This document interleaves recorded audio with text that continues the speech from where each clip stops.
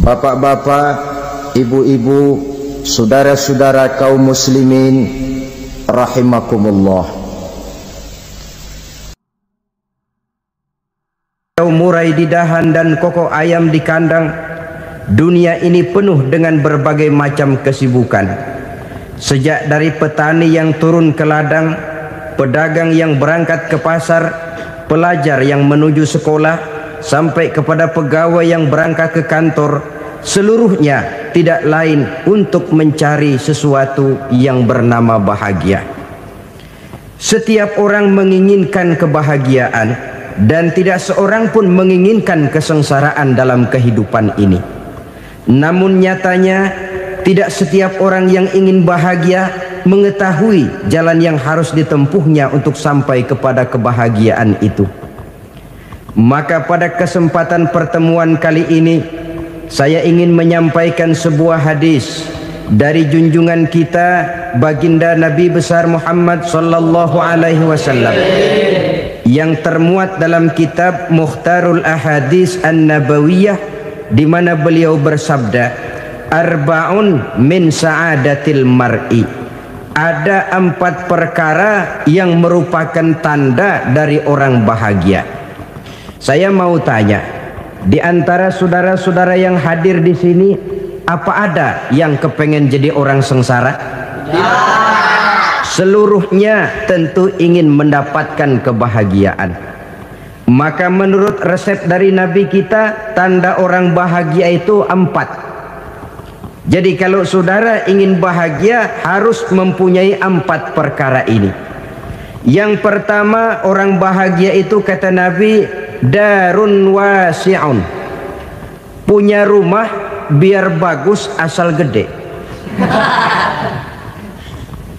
Enak ngaturnya, daripada sudah punya rumah kecil adanya di pinggir kali, gubuk, kalau hujan bocor miring lagi, kiamat. Loh, kalau gitu Islam materialis dong. Hadis ini boleh diartikan dengan makna hakiki, arti yang sebenarnya, boleh diartikan dengan makna majazi, arti kiasan. Kalau dia diartikan dengan arti kias, maka yang dimaksud darun wasi'un ay qalbun wasi'un. Rumah yang luas tidak lain daripada hati yang lapang. Karena di situ kunci kebahagiaan yang sebenarnya. Walaupun kita cuma tinggal di petak berukuran 2 kali 3 meter, kalau hati kita luas-luas rasanya rumah itu. Tapi biar rumah kita halamannya saja puluhan ribu hektar, ada kolam renangnya, kamar tidurnya tidak lagi terhitung. Kalau hati yang menempati rumah itu sempit, maka akan terasa sempit jugalah rumah itu. Tempat bergantungnya tidak lain adalah hati. Marilah kita mencoba melihat berbagai pandangan orang tentang bahagia ini. Ada orang menyangka bahwa bahagia itu kalau dia mendapatkan harta yang sebanyak-banyaknya. Siapa yang banyak harta, dialah raja. Apa yang dia mau, seluruhnya bisa dibeli. Keamanannya, dia bisa menyewa petugas. Seluruh fasilitas untuk menyenangkan kehidupannya bisa dibeli. Pendeknya, hartalah segala-galanya dalam kehidupan. Sampai ada pepatah mengatakan, innad darahima fil amakini kulliha taksur rijala mahabatan wa jalala. Sesungguhnya harta, dinar, dirham, uang di mana-mana selalu bikin hebat orang yang memilikinya. Coba lihat, orang yang punya duit sama yang enggak punya duit, jangan gaya hidupnya, gaya jalannya aja lain. Wahia lisanun liman arada fasahatan, wahia silahun liman arada qitala. Uang adalah senjata yang paling ampuh bagi orang yang mau pergi perang, dan lidah yang paling fasih bagi orang yang mau bicara. Kalau bicara dengan lidah macet, cobalah bicara dengan harta, lancar. Sampai ada pepatah demikian, segalanya bisa diatur dengan harta. Maka di kalangan orang yang berpandangan semacam itu, seluruh kegiatan hidupnya hanya terfokus kepada bagaimana mengumpulkan harta yang sebanyak-banyaknya. Tidak peduli halal haram, tidak kenal sore pagi siang dan malam, tidak sempat sujud, jauh dari agama, jauh dari kehidupan yang bersifat ruhaniyah, jauh dari Allah dan sebagainya. Sampai dalam Al-Quran dikelompokkan dalam kelompok yang dinamakan lumazah. Allazi jama'a malahu wa 'addadah yahsabu anna malahu akhladah. Mereka mengumpulkan harta sebanyak-banyaknya dan menyangka bahwa harta yang banyak itu dapat mengekalkan hidupnya, mengekalkan kekayaannya, mengekalkan kebahagiaannya. Saudara hadirin yang berbahagia, kalau pandangan hidup ini benar, artinya kalau harta memang merupakan satu-satunya hal yang dapat membuat orang bahagia, tentu di rumah mewah tidak akan pernah ada tangis derita. Tentu di satu tempat di mana fasilitas hidup serba menunjang tidak ada yang namanya penderitaan. Tapi suka dan duka, sedih dan gembira, senyum dan tawa adalah milik setiap orang, baik dia punya harta maupun dia tidak punya harta. Nyatalah bahwa harta semata-mata bukan merupakan jaminan bahwa orang akan bahagia, walaupun tanpa harta orang sulit untuk bahagia. Saya mau cerita, ada orang super kaya, namanya Aristotle Onesimus, raja tanker Yunani. Dia punya kapal tanker saja konon sampai 11 banyaknya. Punya perusahaan penerbangan yang disebut Olympic Airlines. Punya hotel di berbagai kota besar di dunia ini, sejak dari New York, London, Paris, Rome dan sebagainya. Bahkan punya pulau yang dia namakan Pulau Scorpio. Ini kan namanya sudah kaya nggak tanggung-tanggung, punya pulau. Nah, dia punya 2 orang anak, yang satu laki-laki namanya Alexander, yang satu perempuan namanya Maria Onesimus. Seluruh harapannya tertumpah kepada anak lakinya Alexander ini, yang akan meneruskan usahanya, meneruskan kekayaannya, meneruskan dinastinya. Apa yang terjadi? Ternyata anak yang dia harapkan yang bernama Alexander ini mati muda dalam kecelakaan pada waktu dia olahraga. Apa olahraganya? Namanya olahraga anak orang kaya, golongan jet set. Olahraganya olahraga pesawat terbang. Jatuh, ya nggak kapungut, habis mati. Tinggal satu anak perempuannya, Maria Onesimus. Tapi anak perempuan ini juga malah urakan. Terakhir dia pacaran, bahkan kemudian kawin sama orang Rusia. Rupanya Aristotle Onesimus ini broken. Kekayaannya yang berlimpah ruah, perusahaannya yang begitu banyak, siapa yang akan meneruskan? Siapa yang akan menggantikan? Sampai kemudian dia mengurung diri di Pulau Scorpio dan mati di sana secara mengenaskan. Seorang multijutawan, seorang yang super kaya, mati menyendiri di pulau sepi. Ibarat kata pepatah, anak ayam mati di lumbung. Bukan kekurangan makanan, keurugan makanan. Begitu kehidupan Aristotle Onesimus. Dan banyak orang-orang yang sudah demikian kaya sampai dibingungkan oleh kekayaannya sendiri. Telusurilah kehidupan David Rockefeller misalnya, Henry Ford misalnya, Adnan Khashoggi misalnya. Multi jutawan yang kadang-kadang dibuat keder oleh kekayaannya sendiri. Pantas ketika Imam Ali ditawarkan orang, "Ya Ali, kalau kepadamu disuruh pilih ilmu atau harta, kau pilih mana?" Ya jelas pilih ilmu dong. Kenapa? Pertama, ilmu kalau kita berikan kepada orang lain tambah. Tapi harta kalau kita berikan kepada orang lain kurang. Saudara punya uang 10.000, dibagi orang 5.000, jelas uang saudara berkurang. Tapi saudara punya ilmu diberikan kepada orang lain bisa, saudara pun makin mantap. Tidak lantas jadi bodoh karena ngajarin orang. Saudara bisa Fatihah lalu mengajarkan orang Fatihah. Orang bisa, saudara pun makin hafal. Tidak lantas setelah diajarin orang ilmunya hilang. Begitu datang dia minta orang, tolong ajarin saya Fatihah, udah habis, nggak ada.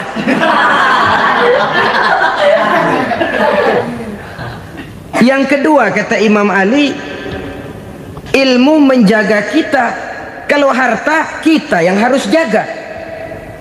Makin banyak ilmu makin terpelihara diri seharusnya. Tetapi makin banyak harta makin bingung kita jaganya. Sampai kadang-kadang kalau perlu seluruh keliling rumah dipasangi alarm. Belum cukup disewakan anjing besar-besar, pasang di depan pintu, awas anjing galak. Masih belum cukup juga cari centeng tukang-tukang kepruk jaga rumah. Masih terasa belum aman, padahal rumahnya dikelilingi tembok besar. Di balik tembok ada pintu-pintunya tebal. Di balik pintu itu terbuka masuk kamar, kamar pun ada pintunya, pintunya pun kuat. Masuk ke dalam kamar ada lemari, lemarinya pun pintunya kuat, dikunci, kuncinya pun kuat. Tapi terhadap seluruhnya yang timbul cuma sekedar was-was saja. Kesimpulannya sekali lagi, tanpa harta orang memang sulit untuk bahagia. Tapi harta semata-mata tidak merupakan jaminan orang akan bahagia. Dengan hati yang luas, itu modal utama untuk mencapai kebahagiaan hidup. Orang yang hatinya luas, saudara-saudara, punya hati yang lapang, melihat kenyataan hidup ini, dia bersyukur senantiasa kepada Allah. Lantas tidak timbul hasud dan iri hatinya. Oleh karena itu jiwanya selalu lapang. Kalau tidak, cupik hati namanya, dangkal pandangan, tidak senang melihat orang lain dapat nikmat, dan itu sering dijadikan contoh. Kalau orang yang lapang dada, dia lihat tetangganya beli TV baru, dia berkata, alhamdulillah ya, tetangga kita beli TV, mudah-mudahan kita bisa ikut nonton. Lapang dadanya. Tapi orang yang sempit hati, lihat tetangga beli televisi, meriang. Enggak dia apa-apain, meriang. Besoknya dengar tetangga beli motor, makin sakit, ke rumah sakit.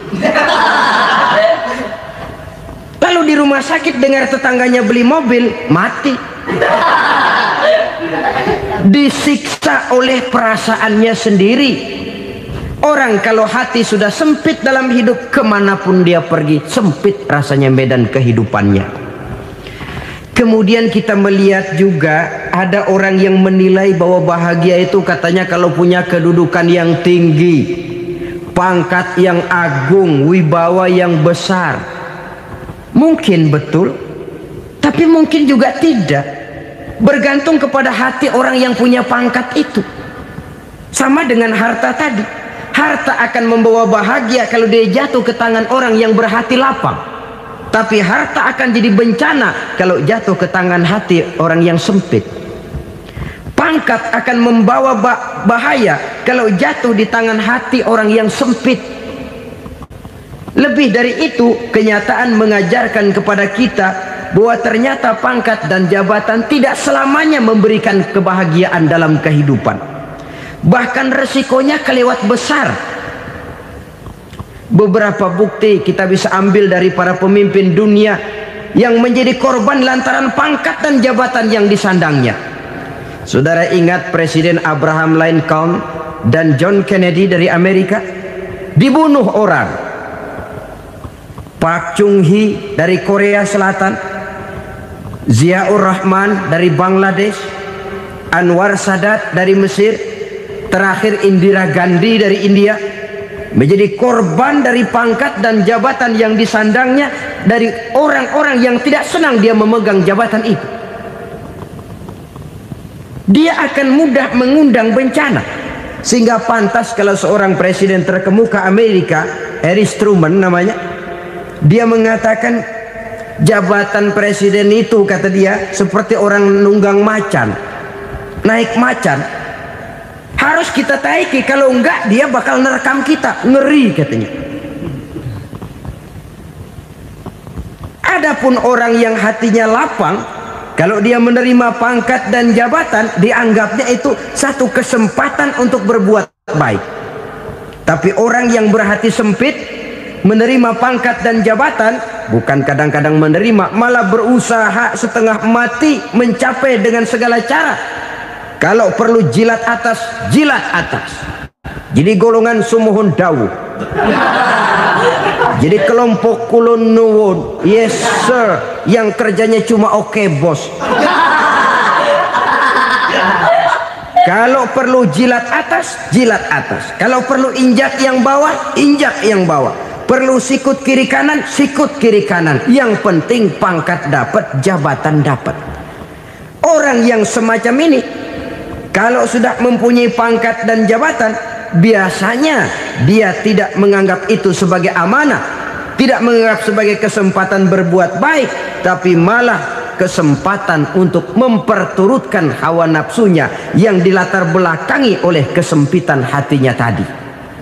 Apalagi kalau orang memperoleh pangkat karena banyak mengeluarkan uang. Seakan-akan pangkat dan jabatan itu sekarang macam proyek, pakai tender. Siapa yang berani bayar segini naik, nggak berani minggir.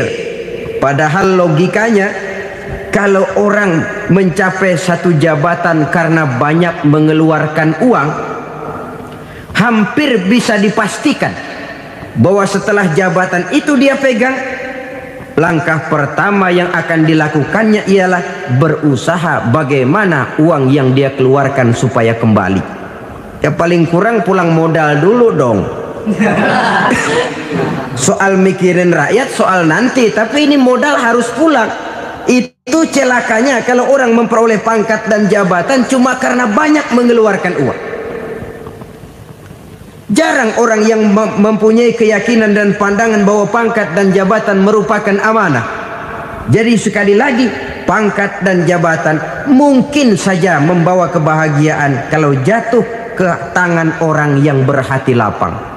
Tapi bisa jadi bencana kalau dia jatuh ke tangan orang yang mempunyai hati yang sempit. Dan lagi-lagi stresnya hati yang lapang. Lalu sebagian orang, saudara, ada yang berpandangan katanya bahagia itu kalau jadi orang terkenal, mempunyai popularitas, menjadi idola di kalangan remaja, di kalangan orang tua, di segala lapisan masyarakat. Padahal makin populer orang makin terikat dia. Ya kalau macam kita ini kan nggak punya nama, nggak populer, tengah malam buta mau nongkrong di warung Tegal aman. Tapi pangkat, jabatan, kedudukan, popularitas menyebabkan kita diikat dengan berbagai macam peraturan. Cuma mandi sama ke WC saja yang nggak dikawal.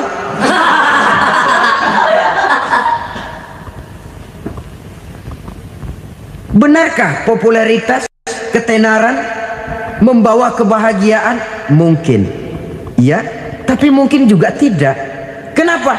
Banyak orang-orang populer yang mengakhiri hidupnya secara tragis. Kita ambil beberapa nama. Di Amerika tahun 60-an ada bintang seksi paling terkenal yang dijuluki seks bom. Bom seks. Sampai sekarang jadi legenda, namanya Marilyn Monroe. Singkatan doublenya itu inisialnya MM, Marilyn Monroe. Terkenal top sampai dia mati tahun 62, namanya sekarang masih saja dibicarakan orang. Kenapa dia bunuh diri? Tidak punya hartakah dia? Banyak. Kurang populerkah dia? Seluruh dunia mengenalnya. Sejak rakyat kecil sampai pejabat tinggi dia punya hubungan. Kenapa? Jenuh. Dia terlahir dalam keadaan yatim. Setelah itu tidak lama dia berangkat remaja, ibunya meninggal. Pindah dari wanita asuh ke wanita asuh sampai 12 orang ibu angkatnya. Dan kekecewaan yang paling parah, setiap laki-laki yang dekat dengannya hanya seperti kapal berlabuh, datang dan pergi silih berganti. Padahal dia merindukan seseorang yang bisa melindungi hidupnya. Dia rindukan itu dan dia tidak pernah menemukan. Itu yang akhirnya menyebabkan dia minum pil tidur kelewat dosis, minum obat tidur kebanyakan, ya tidur terus sampai sekarang.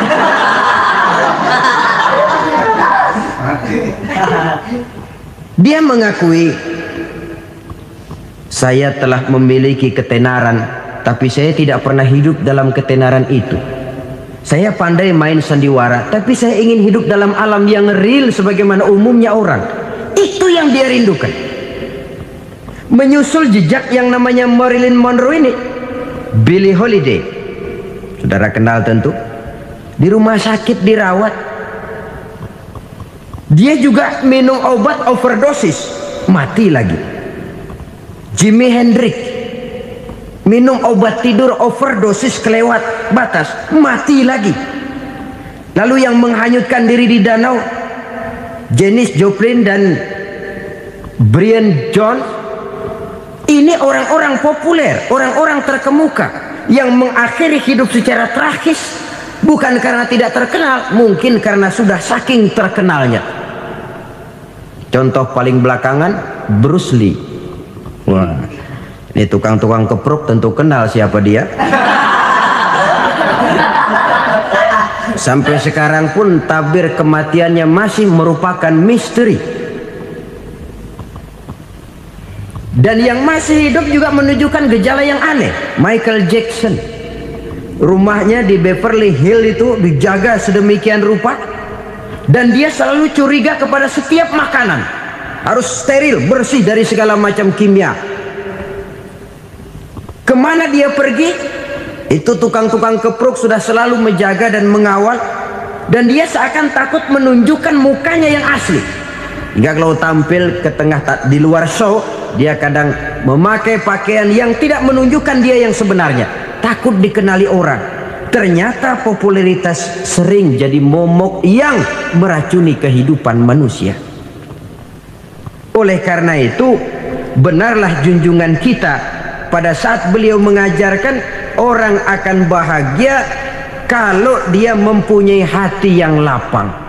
Nah, sekarang masalahnya untuk mendapatkan hati yang lapang, caranya bagaimana? Kita kembali kepada konsep Quran. Allah mengajarkan, ala inna bidzikrillahi tatmainnul qulub. Ketahuilah bahwa dengan banyak mengingat Allah, hati akan tenang, jiwa akan lapang.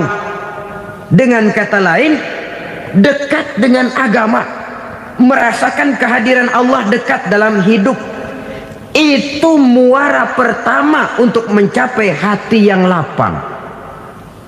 Ala inna bizikrillahi tatmainnul qulub. Jangan macam orang sekarang ingin mendapatkan ketenangan lalu tapak di puncak gunung, di gua-gua, di tempat sepi. Iyalah kalau nggak ada ular. Kalau tergigit ular berbisa, ketenangan belum, mati jelas itu. Islam positif untuk mendapatkan ketenangan. Ala inna bizikrillahi tatmainnul qulubi. Bahwa ketahuilah bahwa dengan banyak mengingat Allah, hati akan tenang, jiwa akan lapang, nuansa pikiran akan luas. Karena yang namanya bahagia ada dimanapun manusia berada. Di kampung ada bahagia, di kota ada bahagia, di ngarai, di lembah, di gunung, di hutan, di lautan, di angkasa luar, dimanapun bahagia itu ada kalau kita bermodalkan hati yang lapang ini. Dan hati akan lapang kalau kita dekat dengan agama. Dekat dengan harta buat sementara hati mungkin tenang, tapi ketenangan yang relatif dan temporer. Apalagi orang tiap kali tambah harta, tiap kali tambah rencana, itu wajar. Mungkin sebelumnya saudara berpikir, ah kalau punya duit 5.000 enak nih. Begitu punya duit 5.000, aduh sayang kalau 10.000 aja. Tiap kali tambah harta, tiap kali lain rencana. Makin banyak rencana, makin menjauhkan kita dari yang namanya ketenangan. Padahal ketenangan merupakan unsur utama untuk mencapai bahagia. Dan ketenangan itu bermuara dalam hati manusia. Tengoklah kehidupan ini. Orang yang banyak harta dengan orang miskin, berbedakah rasa sakit yang mereka tanggungkan? Rasanya tidak. Walaupun si kaya tidur di kasur empuk berselimutkan sutra mahal, sementara si miskin meringkuk di balai bambu yang keras dan kasar. Apabila maut datang, dia juga tidak pernah pilih bulu. Maut datang menjemput si kaya di singgasana keemasannya, dikelilingi oleh para pengasuh, dayang dan inang serta para pengawal. Dan maut pun datang menjemput si miskin papa, sehingga ia tergelepar di tepian jalan. Kedua-duanya bernama mati. Kalau nyata bahwa sakit yang ditanggung si kaya tidak beda dengan sakit yang ditanggung si miskin, bukan harta semata yang membuat orang bahagia. Hati yang tenang, jiwa yang lapang penuh kedamaian karena banyak berzikir dan mengingat Allah, itu merupakan modal utama untuk mencapai sesuatu yang bernama bahagia.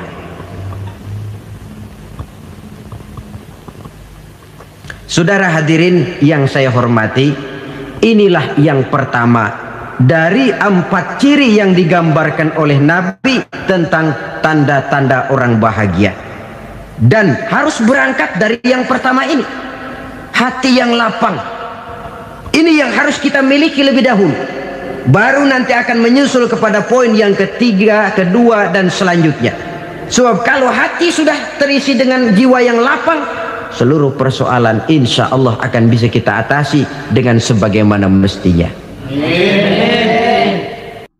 Yang kedua sekarang, tanda orang bahagia menurut baginda Nabi, markabun syariah.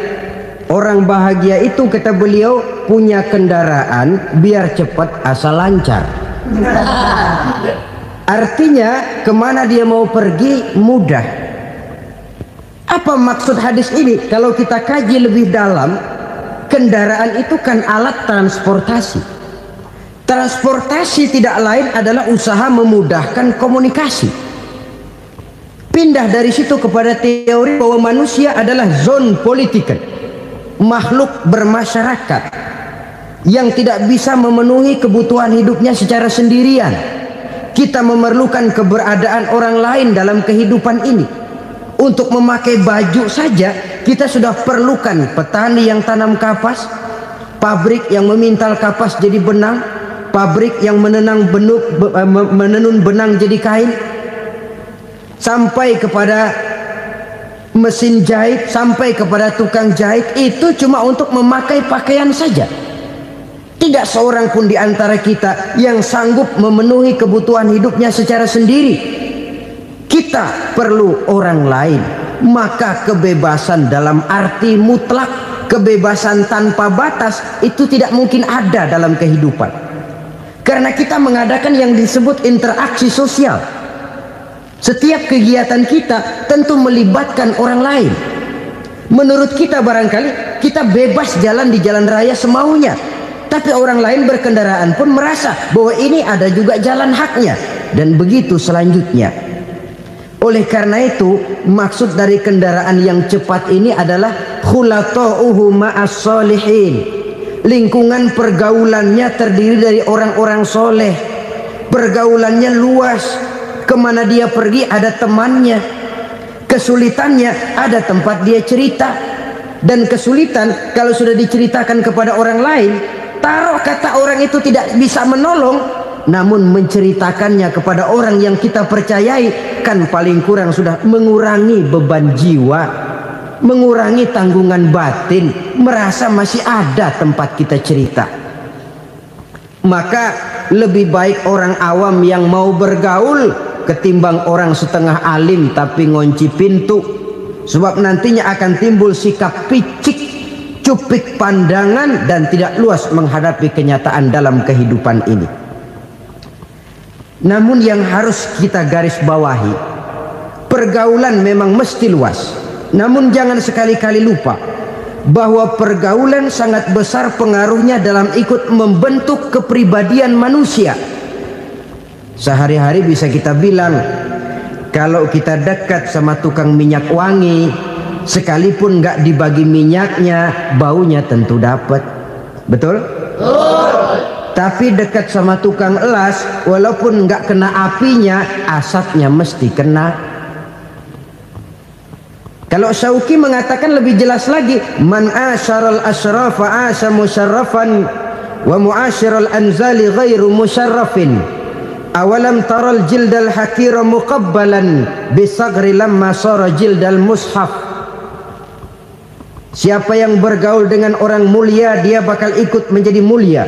Tapi siapa yang berteman dengan orang hina, dia tidak bakal ikut menjadi mulia. Tidakkah kau lihat, kata Syauqi, kulit kambing yang hina pun dicium orang ketika menjadi kantong Quran. Kulit kambing hina, kalau dia sendirian gak ada yang mau cium.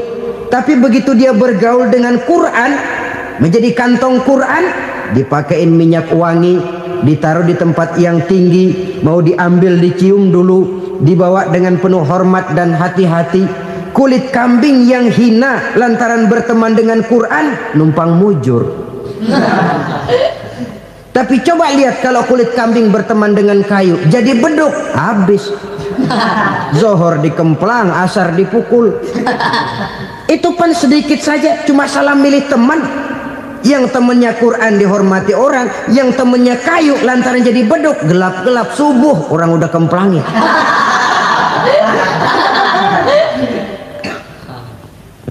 Maka terutama kepada adik-adik remaja yang masih mencari identitas diri, yang ibarat kaset masih kaset kosong, mudah diisi oleh apapun, pandai-pandailah memilih teman dalam bergaul.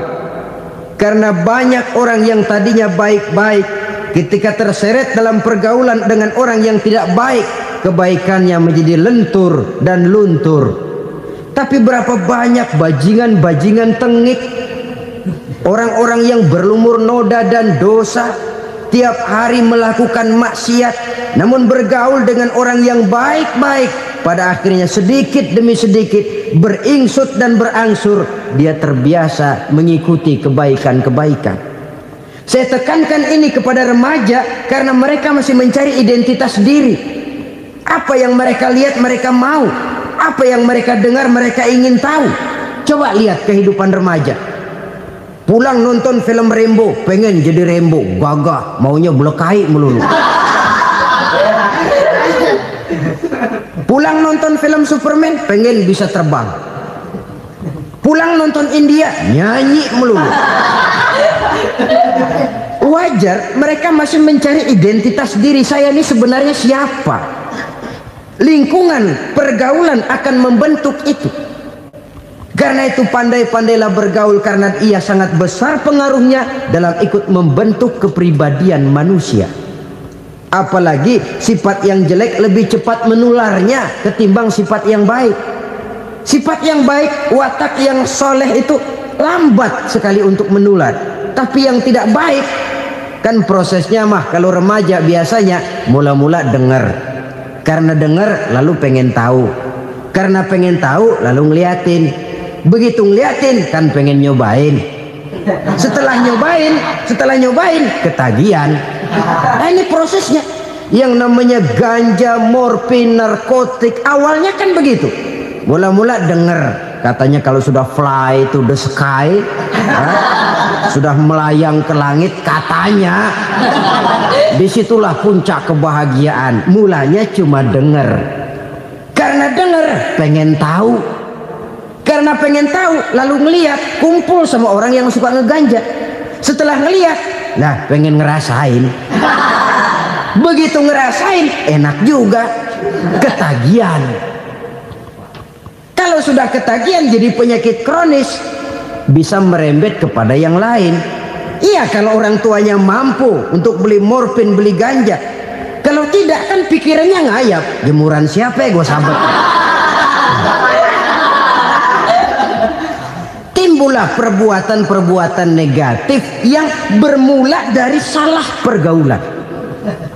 Apalagi buat adik-adik remaja yang tinggal di kota-kota besar, yang pengaruh budaya, pengaruh kesenian, pengaruh struktur kehidupan yang nampak makin individualistis, di mana persaingan tajam, tensi ekonomi tinggi, orang mudah mengalami stres. Pandai-pandailah dalam bergaul, sekali lagi, karena ia sangat besar pengaruhnya dalam ikut membentuk kepribadian manusia. Orang bahagia punya kendaraan yang cepat, artinya punya pergaulan yang luas, dan lingkungan pergaulannya terdiri dari orang-orang yang soleh. Kemana dia pergi ada teman, kesulitannya ada tempat dia cerita. Tapi kalau sudah menyendiri, hidup sendiri, kesulitan dipikiri sendiri, bisa mati belum waktunya. Tidak ada tempat berbagi rasa, tidak ada tempat bercerita, tidak ada tempat mengurangi beban dalam kehidupan. Pantas betul kalau Islam sangat menggalakkan dan menganjurkan orang kalau sudah sampai waktunya itu untuk melangsungkan nikah. Kata Nabi, ya ma'syaras syabab man istata'a minkumul ba'at falyatazawwaj. Hai para pemuda, kalau sudah mampu memberi nafkah, kawinlah, nikahlah kamu. Kenapa? Sudah ada teman hidup, tempat berbagi rasa. Kesulitan kalau ada tempat cerita akan lebih ringan ketimbang kita telan sendiri, walaupun bobot kesulitannya sama beratnya. Saudara-saudara kaum muslimin rahimakumullah, inilah ciri yang kedua, punya kendaraan biar cepat asal lancar. Kemana kita mau pergi gampang. Dengan kata lain, setelah hati yang luas, pergaulan yang luas. Dua. Yang ketiga sekarang, tanda orang bahagia itu menurut Nabi, misbahun mudhi'un, punya lampu yang terang. Oh, itu enggak problem. Sekarang sudah zamannya listrik masuk desa, Pak. Lampu sudah terang semua. Betul, kalau itu yang dimaksud. Tapi tidak cuma itu. Karena lampu yang dimaksud di sini, lampu yang akan menerangi seluruh perjalanan hidup. Dan perjalanan hidup itu sudah dimulai sejak kita terlahir ke alam ini sampai masuk ke alam barzah, kumpul di padang mahsyar sampai ke akhirat. Lampu yang menerangi itu yang diperlukan. Kalau lampu, katakanlah yang paling top sekarang kan lampu jenis Mercury. Taruhlah itu di rumah kita, dia cuma menerangi rumah kita, menerangi hati pun tidak sanggup. Bila kita masuk ke alam barzah, alam kubur, sanggupkah si Mercury yang begitu terang menerangi alam barzah kita? Tidak sanggup lagi. Sanggupkah lampu yang ratusan watt, bahkan puluhan ribu watt menerangi kehidupan di padang mahsyar? Tidak akan sanggup lagi. Kalau demikian, yang dimaksud lampu yang terang di sini apa? Tidak lain amal soleh, kebajikan yang kita lakukan dalam hidup. Itu yang akan jadi lampu penerang.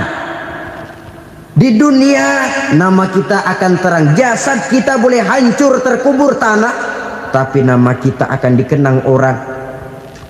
Begitulah kalau orang meninggalkan kebajikan dalam hidup seperti sekarang. Ribuan orang tiap saat berziarah ke kubur Imam Syafi'i, ke kubur Imam Malik, ke kubur Imam Ghazali, ke kubur orang yang baik-baik, orang yang soleh-soleh. Kebajikannya yang ditinggalkan, yang mengukir namanya dengan tinta emas, sehingga saudara sudah terbaring di alam kubur. Orang lewat, Allah, ini kuburannya Fulan bin Fulan, dulu ini kebaikannya Masya Allah, saya ikut merasakan. Mari kita mampir sebentar, kita Fatihah, mohon disampaikan Allah pahalanya kepada almarhum. Al-Fatihah. Itu kalau orang baik-baik. Lalu saudara tanya, Pak, orang mati dikirimin Fatihah apa nyampe pahalanya? Saya jawab, kalau saudara nggak percaya, mati dulu dah. Nanti saya Fatihain, tungguin di sana. Umpama nggak sampai, balik lagi kemari. Sekarang ini kan maunya otak-otakan saja. Kalau nggak masuk otak, nggak percaya. Padahal alam gaib itu nggak bisa diotak-otakin. Sama saja dengan saudara pernah dengar cerita kapal tanpa emas tenggelam kan? Pernah nggak? Di mana? Ya, di laut Masalembo. Begitu ketampung Mas tenggelam, ratusan penumpang itu terjun ke laut, dipermainkan gelombang, berjuang menghadapi maut itu. Orang lagi timbul tenggelam di lautan, dihantam ombak, kita tengokin pakai helikopter. Pak, lagi timbul tenggelam ya? Iya, tolongin. Jangan khawatir Pak, nih saya kirim intan Pak, harganya 10 juta. Kira-kira orang yang timbul tenggelam di laut seneng nggak? Tidak. Kan mahal toh intan 10 juta. Kenapa dia nggak senang? Karena intan 10 juta dalam kondisi seperti itu tidak sanggup menyelamatkan dia. Dia akan girang kalau dikirimin ban mobil bekas, dikirimin papan terentang atau bambu. Intan yang 10 juta dia nggak girang. Ban mobil bekas yang 1000 perak, tuh pegang, itu yang dia girang betul. Inilah sebabnya Nabi berkata, mal mayyitu fi qabrihi illa kal ghariqil mutaghawwis. Orang yang meninggal di alam kuburnya seperti orang timbul tenggelam di lautan. Yantaziru da'watan min ahli, menunggu doa dari keluarganya yang masih hidup. Duh, bapak saya sudah meninggal, saya sayang benar sama dia. Kirimin kulkas ke kuburannya Itu sama saja dengan tadi orang tenggelam di lautan dikirimi intan yang harganya 10 juta, ndak sampai. Begitulah kalau kebajikan yang kita tinggalkan dalam hidup, sudah mati pun kubur kita masih diziarahi orang. Tapi kalau jahat yang kita tinggalkan, boro-boro lah orang mau doa lewat dekat kuburan kita juga serem. Tuh bajingan no, dulu mati dipendem di situ tuh. Jangan lewat situ, ntar kesurupan, jangan. Lewat saja orang ngeri. Konon lagi membacakan Fatihah dan mengirimkan doa. Hidup pada hakikatnya adalah kesempatan untuk berbuat baik. Maka sekali kesempatan itu diberikan, manfaatkan dengan sebaiknya. Sebab kesempatan kedua tidak akan pernah ada. Kesempatan berbuat baik di sini, di akhirat sudah pembalasan namanya. Sekali kesempatan itu dicabut, dia tidak akan pernah dikembalikan lagi. Kata Iqbal, hidup tidak mundur ke belakang, Bung. Berhenti diinjak orang, mundur hancur. Tidak ada kata mundur dalam hidup ini. Berhenti diinjak orang, mundur kecebur. Tidak ada kata lain. Harus maju dalam kehidupan, dalam artian yang positif. Hidup adalah kesempatan untuk mengumpulkan kebajikan yang sebanyak-banyaknya. Di situ nilai daripada manusia. Sekarang ini memang nggak kelihatan kok, orang yang banyak pahala sama yang banyak dosa nggak kelihatan kok. Barangkali kalau habis bikin dosa palanya pada benjol, mungkin orang takut sama dosa. Tapi sekarang sama saja, orang yang banyak dosa dengan yang nggak banyak dosa jalan bareng dari belakang, sama, nggak kelihatan beda. Tapi ada waktunya di mana pahala memegang peranan, di mana dosa diperlihatkan. Sama saja kalau kita bawa mobil siang, lampu kan nggak begitu berfungsi. Apa lalu bilang, alah ini lampu berat-beratin, copot-copotin aja dah. Tidak perlu begitu. Kenapa? Pada satu saat malam senja akan datang. Bila matahari terbenam, senja pun datang, gelap mulai merayap, disitulah baru terasa perlunya lampu. Pahala begitu. Sekarang orang yang nggak ada pahalanya nggak kelihatan dalam kehidupan. Tapi pada satu saat senja kehidupan akan datang. Ajal merenggut nyawa, malam merayap, dan hidup mulai diliputi kegelapan di alam barzah. Dikala itu kalau nggak punya lampu, alangkah malangnya kita. Sebab amal yang baik, kata Nabi, di alam barzah itu akan diciptakan menjadi perempuan yang cantik menemani kita. Amal yang jahat akan menjadi orang yang paling jelek nemenin kita. Sudah di tempat gelap yang nemenin jelek.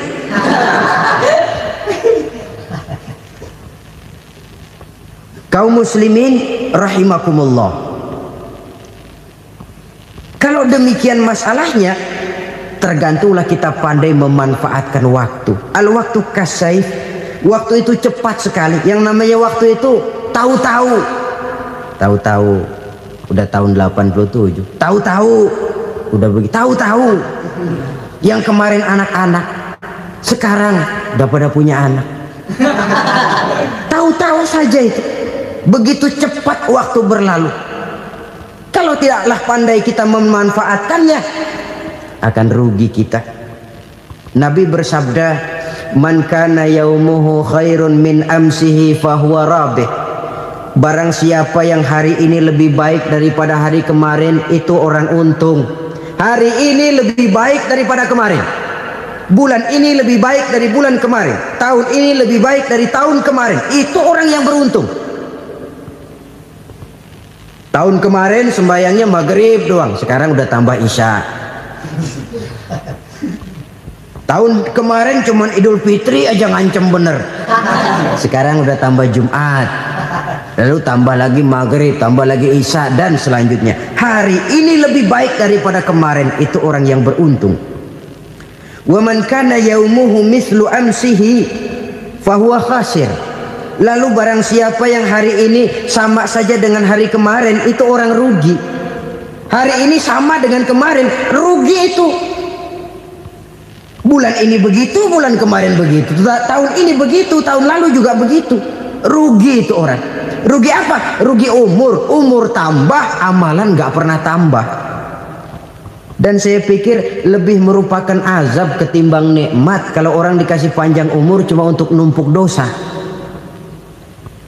Mending mana? Panjang umur banyak dosa sama pendek umur dikit dosa? Mending mana? Mending mana? Ya, paling mending tentu panjang umur banyak pahala. Tapi kalau tidak, sekali lagi, lebih merupakan azab ketimbang nikmat kalau orang diberikan panjang umur tapi cuma untuk sekedar menumpuk dosa. Kehilangan kesadaran bahwa dunia bukan terminal akhir dari satu perjalanan. Dia cuma halte di mana kita berhenti sebentar untuk menuju kepada terminal yang hakiki. Saudara-saudara kaum muslimin rahimakumullah, inilah lampu yang akan menerangi kehidupan. Amal yang kita lakukan di dalam kehidupan. Jadi yang dimaksud dengan lampu yang terang, kebajikan yang kita kerjakan dalam hidup. Nah, setiap orang di awal tadi saya bilang ingin bahagia. Bahagia itu kan hakikatnya kumpulan senang dan selamat. Senang, selamat. Apa bedanya? Senang tapi tidak selamat, nggak bahagia. Selamat tapi nggak senang, nggak bahagia orang.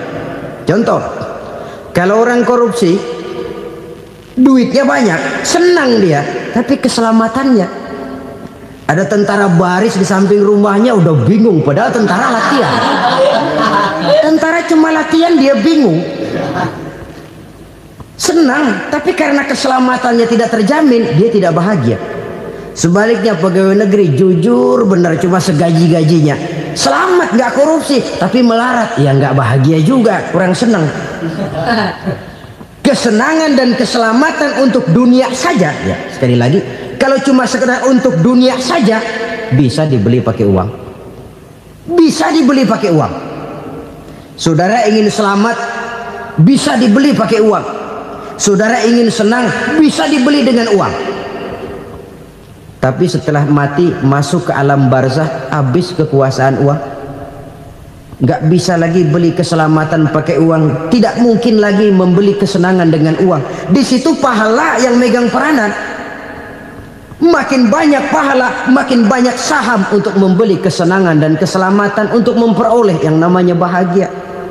Dan jangan lupa loh, di alam barzah kita nggak sebentar, menunggu datangnya kiamat. Loh iya, kalau kita begitu dikuburin terus kiamat datang, untung. Tapi kalau masih harus 1000, 2000, puluhan ribu tahun yang akan datang, dalam satu penantian yang begitu lama, tanpa saham untuk memperoleh kebahagiaan, satu kemalangan yang tidak ada pernah putus-putusnya. Janganlah tergelincir oleh kebahagiaan sebentar yang menipu dengan mengorbankan kebahagiaan hakiki yang berjangka panjang. Apa artinya senyum sejenak kalau harus ditebus dengan tangis seumur hidup? Biarlah kita minum jamu, pahit memang, getir memang, tapi kan besok badan sehat. Daripada sekarang minum sirup, manis memang, enak memang, tapi bibir pada jontor besok. sirawan, batuk, nggak karu-karuan. Banyak orang tertipu oleh kesenangan yang sebentar, padahal laisa kullu ma yalma'u zahaban. Belum tentu semua yang berkilat itu emas, belum tentu semua yang gemerlap itu intan. Karena itu marilah manfaatkan kesempatan yang diberikan Allah ini untuk mengumpulkan kebajikan yang sebanyak-banyaknya. Yang terakhir sekarang, yang keempat, tanda orang bahagia kata Nabi. Zaujatun salihah. Orang bahagia itu tanda yang keempat kata Nabi, punya istri biar cakep asal taat. Sudah surga itu sudah. Cakep taat. Istri kayak gitu, kalau belum mati jangan dikuburin dulu itu. Sudah cakep taat lagi, tapi kadang-kadang enggak, udah jelek ngadat melulu. Apa yang mau dipilih? Sebab itu Quran mengatakan istri pakaian untuk suami, suami pakaian untuk istri. Kenapa suami istri diibaratkan pakaian? Alangkah tingginya gaya bahasa Quran ini. Suami istri teman hidup, hidup perjalanan panjang. Sejak kita dalam rahim sudah ada hidup kan di sini. Sampai ke alam dunia, masuk ke alam barzah, kumpul di padang mahsyar, sampai menuju akhirat, itu perjalanan hidup. Carilah istri atau suami teman hidup yang membawa manfaat tidak hanya kehidupan di dunia ini, sampai di alam barzah, sampai di padang mahsyar. Suaminya mungkin meninggal lebih dulu, atau istrinya mungkin meninggal lebih dulu, tapi suami atau istri yang masih hidup berbuat kebajikan. Suami saya meninggal, ada hartanya, saya sedekahkan, niat pahala untuk almarhum suami saya. Ini teman hidup, tidak dibatasi dan tidak bisa dipisahkan oleh maut sekalipun. Zohirnya mungkin pisah, badannya mungkin pisah, tapi hatinya, jiwanya, kebersamaannya dalam menghadapi kehidupan. Karena itu saudara-saudara, bahasa Quran indah. Suami istri diibaratkan seperti pakaian. Apa fungsi pakaian? Pertama, pakaian jadi kebanggaan. Artinya suami harus menjadi kebanggaan istri, istri harus jadi kebanggaan suami. Yang kedua, pakaian itu kan fungsinya menutup aurat. Artinya sesama suami istri harus saling menjaga kekurangan masing-masing. Jangan malah sesama suami istri saling membongkar rahasia dan aibnya sendiri-sendiri. Istrinya diceritain jeleknya di mana-mana, atau suaminya dibongkar rahasianya di pasar umum. Itu sudah tidak lagi berfungsi sebagai pakaian. Kenapa semua ini diperlukan? Karena kita menyadari bangsa yang baik terdiri dari masyarakat yang baik. Masyarakat yang baik merupakan susunan dari warga yang baik. Warga yang baik adalah terdiri dari rumah tangga yang baik. Dan rumah tangga yang baik merupakan susunan dari pribadi yang baik. Dari situ langkah dimulai. Membangun satu bangsa yang baik diawali dengan membangun rumah tangga yang baik, dengan menciptakan pribadi-pribadi yang baik. Sehingga dari sini diharapkan berkembanglah nilai-nilai kebaikan. Orang akan bahagia mempunyai istri yang soleh. Kenapa? Tidak ada seorang suami bisa sukses jadi apapun dia, apapun profesinya, dokterkah, kiaikah, mubalikah, petanikah, pengusahakah, pejabat tinggikah, tidak ada seorang suami yang bisa sukses tanpa peran serta istrinya. Walaupun memang peranan itu tidak begitu kelihatan, tapi sangat menentukan. Karena itu, saudara hadirin yang saya hormati, Islam sangat menghargai kaum wanita, memberikan kedudukan yang tinggi sepanjang tidak mematikan kodrat kewanitaannya.